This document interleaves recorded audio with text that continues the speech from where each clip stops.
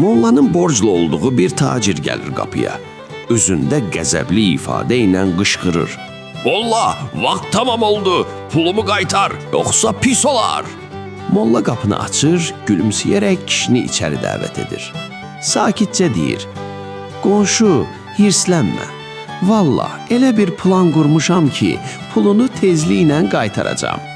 Tacir inanmır. Nə plan? Cibində heç sıçan da oynamır. Molla əli ilə çölü, yolu göstərir.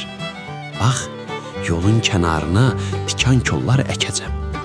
O kollar böyüyəcək.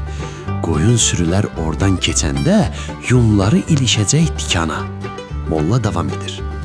Mən o yunları yığacam, əyirəcəm, ip edəcəm, bazarda satacam və sənin pulunu verəcəm. Bunu eşidən tacir dözmür, bəkdən gülməyə başlayır.